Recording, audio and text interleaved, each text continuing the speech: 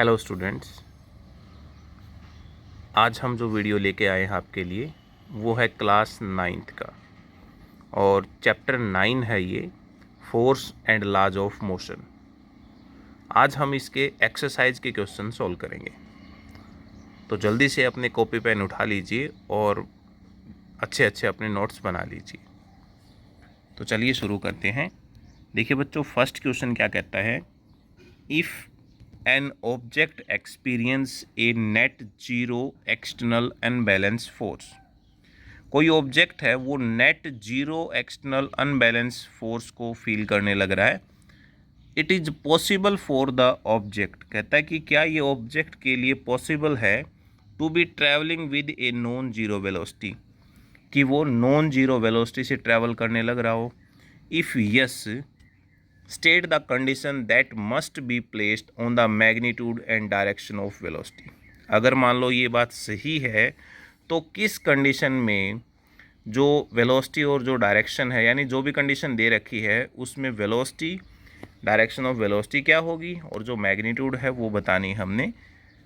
If no, provide a reason. यदि ये बात गलत है तो कहता है कि उसका रीजन भी प्रोवाइड करें। तो बच्चों ये बात बिल्कुल सही है। It is possible for the object to be travelling in non zero velocity. ये बात बिल्कुल सही है कि कोई ऑब्जेक्ट नॉन जीरो वेलोसिटी से ट्रैवल करने लग रहा हो। ये कब होगा, यानी when an object experience net zero external unbalance conditions. अब इसके रीज़न बताए गए हैं। पहली बात ये होगी, when the object should already be travelling along a straight line with uniform velocity, यानी कोई भी ऑब्जेक्ट पहले ही स्ट्रेट लाइन में ट्रैवल करने लग रहा हो विद कांस्टेंट वेलोसिटी या फिर यूनिफॉर्म वेलोसिटी से।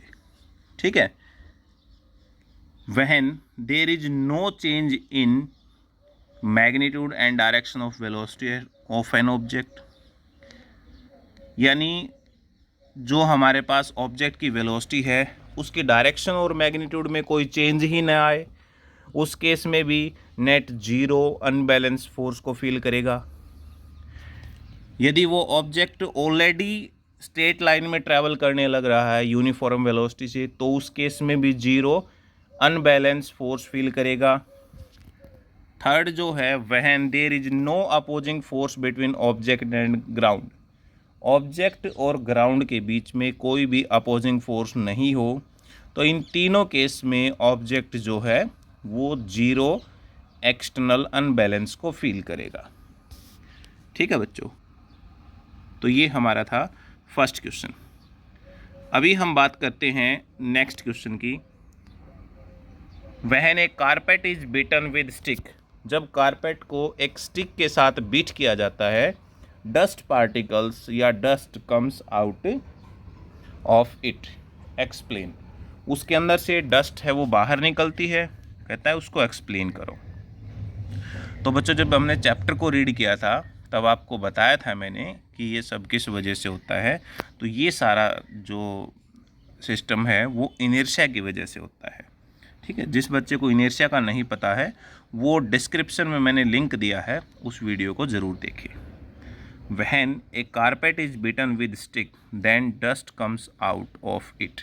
किस वजह से? Due to inertia of a rest. The carpet comes in uniform motion when it is beaten with stick. यानी जैसे ही कारपेट को हमने स्टिक लगा दिया, छड़ी जो लगा दी इसमें, तो कारपेट तो मोशन में हो जाएगा, but dust particle try to remain at rest. यानी जो डस्ट पार्टिकल होते हैं वो क्या रहते हैं, अपने आप को रेस्ट में रखने की कोशिश करते हैं, और ये सब होता है इनर्शिया ऑफ रेस्ट की वजह से, और इसीलिए जो डस्ट होती है वो बाहर निकल आती है इसमें। ठीक है, थर्ड क्वेश्चन देखिए अब।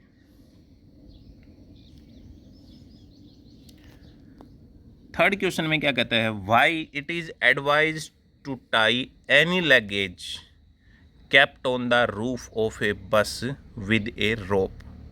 कहता है कि भाई ये क्यों सलाह दी जाती है कि जैसे मान लो कोई बस वगैरह होगी, बस की छत के ऊपर हमने कोई बैग वगैरह कोई ऐसा सामान रखा है, तो कहते हैं कि उसको किसी रस्सी की सहायता से बांध देना चाहिए।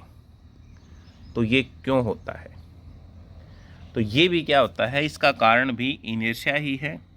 ठीक है, ये एडवाइस दी जाती है कि बस की छत के ऊपर जो सामान रखा है तो उसको क्या कर दिया जाए, एक रस्सी की सहायता से बांध दिया जाए।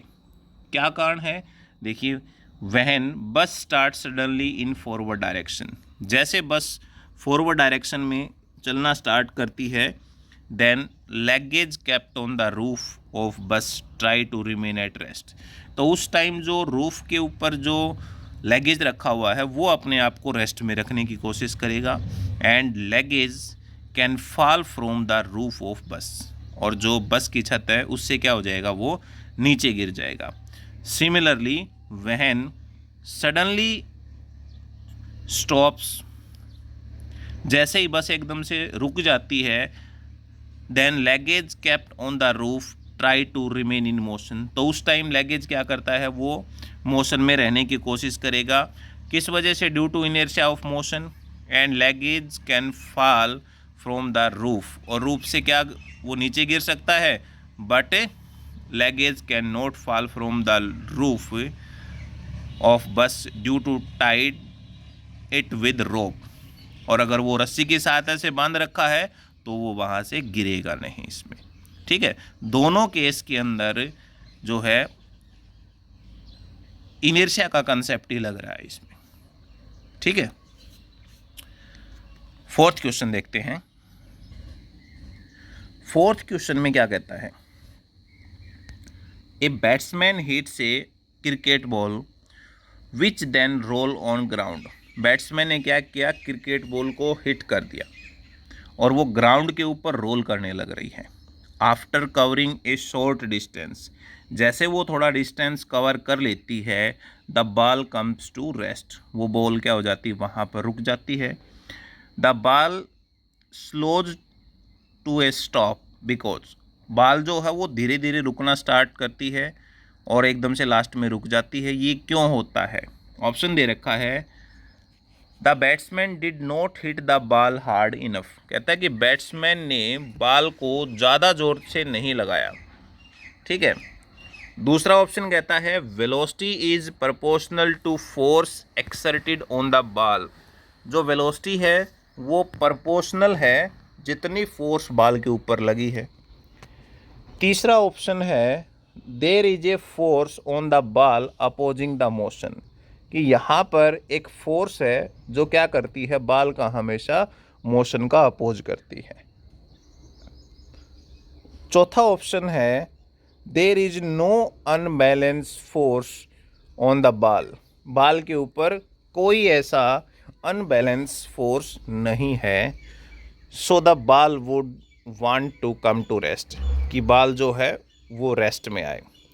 तो इन सभी में एक ही ऑप्शन राइट है, ऑप्शन सी जो है, there is a force on the ball opposing the motion. जो फ्रिक्शनल फोर्स होती है वो फ्रिक्शनल फोर्स क्या करती है, हमेशा मोशन का अपोज करती है। ठीक है, तो थर्ड ऑप्शन है वो हमारा राइट आंसर है। फिफ्थ क्वेश्चन में कहता है कि ए ट्रक स्टार्ट फ्रॉम रेस्ट, कोई ट्रक है वो रेस्ट से स्टार्ट करता है, and roll down A hill with a constant acceleration, और एक हिल से रोल डाउन होना स्टार्ट हो जाता है कॉन्स्टेंट एक्सेलेरेशन से। It travel a distance of 40 meter in 20 second, वो 400 मीटर है बच्चों, 400 मीटर जो है वो 20 सेकेंड के अंदर डिस्टेंस ट्रैवल करता है। फिर ये कहता है कि फाइंड इट्स एक्सेलेरेशन, तो उसकी एक्सेलेरेशन फाइंड करो। Find the force acting on it, उसके ऊपर फोर्स जो लग रहा है वो फाइंड करो। If its mass is 7 tons, यदि उसका मास कितना हो, 7 टन्स हो, तो हमने बताना है कि हमारे पास फोर्स कितनी हो जाएगी। तो चलिए बच्चों इसको सोल्व करते हैं। देखिए, सबसे पहले इसमें जो जो हमारे पास ऑप्शन में दे रखे हैं वो सारी चीज़ें हमने लिखनी है। क्वेश्चन में जो स्टेटमेंट दे रखी है, हमारे पास u की वैल्यू दे रखी है, इनिशियल वेलोसिटी वो कितनी है, 0, क्योंकि ये रेस्ट से चलना स्टार्ट करती है। ठीक है। डिस्टेंस दे रखा है, एस की वैल्यू वो कितनी दे रखी है, 400 मीटर दे रखा है। टाइम भी यहाँ पर गिवन है, टाइम कितना गिवन है, 20 सेकेंड का टाइम है यहाँ पर।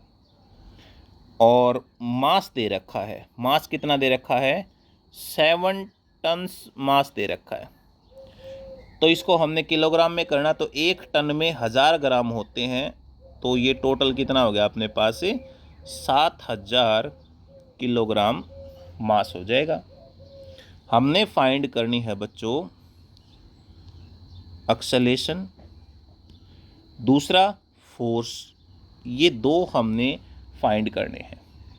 तो सबसे पहले जब एक्सेलेरेशन हमने फाइंड करनी है, आप लोगों ने ऐसा फॉर्मूला देखना है जिसमें एस भी आता हो, यू भी आता हो, टी भी आता हो। तो हमारे पास सेकंड इक्वेशन ऑफ मोशन होती है बच्चों, S is equal to U T plus half A T square. यहाँ से हम एक्सेलेरेशन फाइंड कर सकते हैं। तो सभी वैल्यूज़ आप पुट कर दीजिए यहाँ पर। एस की वैल्यू है 400, यू की वैल्यू है 0, टाइम रखने की हमने ज़रूरत नहीं क्योंकि 0 हो गया ऑलरेडी।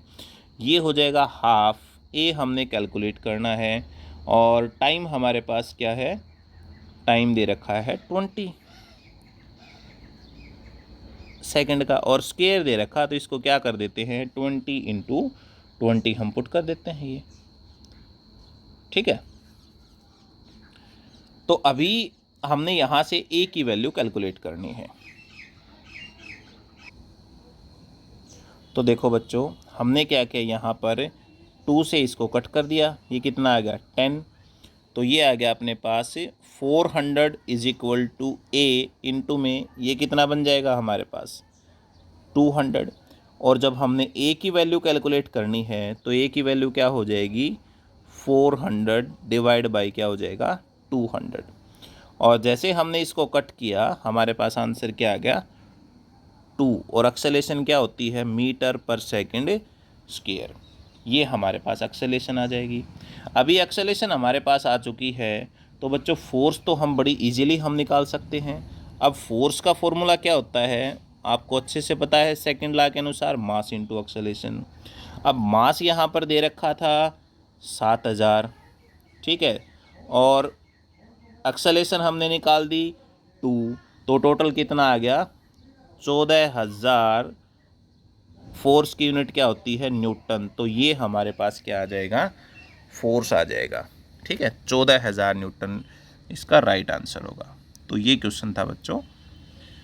चलिए अब 6 क्वेश्चन की तरफ चलते हैं। 6 क्वेश्चन क्या कहता है, a stone of 1 kilogram is thrown with a velocity of 20 meter per second. कि कोई स्टोन है जिसका मास कितना है 1 किलोग्राम, वो यूनिफॉर्म वेलोसिटी से फेंका गया है। कोई लेक है उसके फ्रोजन सरफेस के ऊपर, जो ऊपरी सरफेस होता है उस सरफेस के ऊपर फेंका गया है, and comes to rest after travelling 50 meter, और 50 मीटर का डिस्टेंस ट्रेवल करके वो रुक जाता है। What is the force of friction between the stone and the ice. तो कहता है फोर्स ऑफ फ्रिक्शन बताओ कितना हो जाएगा स्टोन का और जो आइस है उसके बीच में। ठीक है, तो अगेन वही बात, जो जो हमारे पास क्वेश्चन में गिवन है वो सारी बातें हमने सबसे पहले यहाँ लिखनी है। तो देखिए बच्चों क्या क्या हमें दे रखा है यहाँ पर। सबसे पहले हमारे पास गिवन है इनिशियल वेलोसिटी यू है 20 meter per second. Final velocity rest में आ चुका, मीन्स 0 हो गई। डिस्टेंस कितना दे रखा है, डिस्टेंस दे रखा है 50 मीटर का, और फोर्स हमने यहाँ पर कैलकुलेट करनी है। तो उसी तरह से हमने इक्वेशन यूज़ करनी, यहाँ पर हम इक्वेशन यूज़ करेंगे थर्ड इक्वेशन ऑफ मोशन, और वो हमारे पास होती है v square minus U square is equal to 2as। यहाँ पर हमारे पास देखो जो v की वैल्यू है वो क्या है हमारे पास से 0 है, और यू स्क्वायर का मतलब u की वैल्यू है हमारे पास 20, मीन्स 20 का स्क्वायर हो गया 2 इंटू में एक्सेलेरेशन हमने कैलकुलेट करनी है, और s की वैल्यू हमारे पास कितनी दे रखी है डिस्टेंस जो है हमारे पास वो 50 मीटर का दे रखा है। ठीक है, तो देखिए यहाँ पर कितना आ गया, ये हो गया -400 इज इक्वल टू ये आ गया 100A, और यहाँ से A की वैल्यू यदि कैलकुलेट करें तो क्या आ गया -400 डिवाइड बाई 100, और जैसे हमने इसको कैंसिल किया तो हमारे पास वैल्यू क्या आ गई 4, और यूनिट क्या आ जाएगी मीटर पर सेकंड स्क्वायर हो जाएगी। तो बच्चों ये हमारे पास एक्सेलेरेशन आ गई नेगेटिव की। ठीक है, नेगेटिव एक्सेलेरेशन आ चुकी है हमारे पास, a is equal to -4 meter per second square. अभी फोर्स निकालनी है तो सेम वही हो जाएगा, यानी हमारे पास एक्सेलेरेशन तो कितनी हो गई -4 मीटर पर सेकंड स्क्वायर। तो न्यूटन सेकंड लॉ यहाँ पर अप्लाई कर सकते हैं, मास इंटू एक्सेलेरेशन। तो यहाँ से फोर्स मास की वैल्यू कितनी दे रखी है 1 किलोग्राम, एक्सेलेरेशन कितना है -4 है, तो टोटल कितना आ गया हमारे पास -4 न्यूटन, राइट आंसर हो जाएगा। ठीक है, ये नेगेटिव साइन किस लिए है, नेगेटिव साइन है बच्चों कि जो फोर्स ऑफ फ्रिक्शन है वो हमेशा अपोजिट डायरेक्शन में होता है। तो ये बात आप लोगों ने लिख भी देनी यहाँ पर, negative sign shows that force of friction opposes the motion of object. ठीक है, अभी हम बात करते हैं क्वेश्चन नंबर 7 की तरफ। तो क्वेश्चन 7 में क्या कहता है बच्चों, a 8000 kilogram engine pull a train of 5 wagon. 8000 kilogram का जो इंजन है वो 5 वैगन यानी 5 डिब्बे जो है वो खींचता है, और हर एक है 2000 किलोग्राम का, अलोंग ए हॉरिजेंटल ट्रैक। कोई हॉरिजेंटल ट्रैक है उसके ऊपर 2000 किलोग्राम की जो बोगी है और वो 5 है, इंजन है 8000 किलोग्राम का, उनको खींचने लग रहा है। If engine exert a force 4000 Newton, यदि इंजन 4000 न्यूटन फोर्स एक्सर्ट कर रहा हो, फोर्स उसके ऊपर जनरेट कर रहा हो, the track offer a force of friction of 5000 Newton, तो कहता है ट्रैक जो है उसके ऊपर 5000 न्यूटन का फोर्स लगाने लग रहा है। Then calculate net accelerating force हमने निकालनी है, एक्सेलेरेशन ऑफ ट्रेन हमने कैलकुलेट करनी है, और force on wagon first on second, पहले वाला दूसरे के ऊपर कितनी फोर्स लगाएगा। क्योंकि मान लो जैसे कि हमारे पास क्या होगा, ये एक जो है इस प्रकार से इंजन हो गया, और इसके आगे जो है वो 5 बोगी लगी हुई हैं ऐसे। ठीक है, इस तरह 5 बोगी लगी हुई, तो कहता है कि जो फर्स्ट ये होगा ना, इसके ऊपर सेकंड वाला कितना फोर्स लगाएगा जब ये ट्रेन आगे की तरफ जाएगी। ठीक है बच्चों, क्वेश्चन समझ में आ गया ना, चलिए सॉल्व करते हैं इसको। देखिए इसमें हमारे पास जो गिवन है वो हमने पहले यहां पर लिख लिया है। देखिए मास दे रखा हमारे पास M1 इंजन का, वो हो गया 8000 किलोग्राम। हर एक वैगन का मास कितना है 2000 किलोग्राम, वो मास मान लिया ईच वैगन का। नंबर ऑफ वैगन कितने टोटल 5 हैं, तो टोटल फोर्स कितनी होगी हमारे पास, जिन फोर्स ऑन इंजन, इंजन ने फोर्स लगाया 40000 न्यूटन, इतना फोर्स लगाया, और फोर्स ऑफ फ्रिक्शन लगा 5000 न्यूटन। ठीक है, यहाँ क्वेश्चन में बेटा 4000 न्यूटन जो है वो दे रखा, वो मिसप्रिंट है, वहाँ पर 40000 आएगा, तो आप उसको 40000 कर लें। ठीक है, तो अभी हम पहले फाइंड करते हैं बच्चों कि नेट फोर्स किसके बराबर हो जाएगी। तो फोर्स का फार्मूला हमारे पास क्या है, टोटल फोर्स। एक तो हमारे पास जो फोर्स ऑन इंजन है वो कितनी फोर्स थी टोटल 40000 न्यूटन, उसमें से फोर्स ऑफ फ्रिक्शन हमने घटा दिया, तो हमारे पास आ गई नेट फोर्स कितनी हो जाएगी। क्योंकि देखो बच्चों इंजन चलेगा आगे की तरफ और फोर्स ऑफ फ्रिक्शन जो है वो लगेगी अपोजिट डायरेक्शन में, इसलिए क्या किया उसको घटा दिया, हमारे पास टोटल एक्सेलेटिंग फोर्स आ गई है कि वो हमारे पास आ गई 35000 न्यूटन। तो जब हमारे पास ये नेट फोर्स आ चुकी है तो एक्सेलेरेशन हम इजीली कैलकुलेट कर सकते हैं, और एक्सेलेरेशन का फॉर्मूला यानी फोर्स होता है मास इनटू एक्सेलेरेशन। ठीक है, अब यहाँ से मास देखते हैं टोटल कितना हो जाएगा। मास एक तो m1 मास जो है हमारे पास है, ठीक है। अब जो m1 मास हमने लिया था, मास ऑफ इंजन था हमारे पास 8000, प्लस में नंबर ऑफ इंजन टोटल कितने थे, 5 थे, और m2 जो हमने लिया था हर एक इंजन का कितना था, वो था 2000। तो कितना हो गया, 5 दूनी 10, यानी 10,000 तो ये हो गया, और 8,000 ये टोटल कितना मास हो गया हमारे पास से, 18,000। तो यहाँ पर ये हो गया हमारे पास से नीचे टोटल मास हो गया 18,000, यानी 35,000 डिवाइड बाई 18,000। जो फोर्स था ना, मास इंटू एक्सेलेरेशन, यहाँ से एक्सेलेरेशन कैलकुलेट कर ली और ये आ गया हमारे पास F/m। फोर्स 35,000 और मास 18,000। इनको जैसे हमने कैलकुलेट किया, हमारे पास एक्सेलेरेशन आ गई, और वो कितनी आ गई, 1.94 मीटर पर सेकेंड स्क्वायर।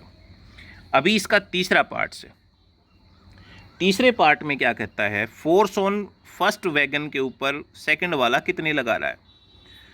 तो देखिए हमारे पास फोर्स किसके इक्वल, मास इंटू एक्सेलेरेशन के। अब पहले वाले के ऊपर ऐसे मान लो हमारे पास जो डिब्बे हैं, इस प्रकार से जो 5 डिब्बे हैं, इस डिब्बे पर फोर्स को सेकंड वाले की बता रहा है, सेकंड वाले की अगर निकालेंगे तो देखो बच्चों ये चारों हैं, ये भी तो इसके ऊपर फोर्स लगाने लग रहे हैं, तो सभी का मास काउंट होगा। इसलिए हमने क्या किया, यहाँ पर 4m2 इंटू में a कर दिया, तो टोटल फोर्स कितनी आ गई, 15,520 न्यूटन हमारे पास से टोटल फोर्स आ गई। तो ये था बच्चों हमारे पास क्वेश्चन नंबर 7। अभी जो नेक्स्ट क्वेश्चन है वो हम बेटा नेक्स्ट वीडियो में करेंगे। Thank you.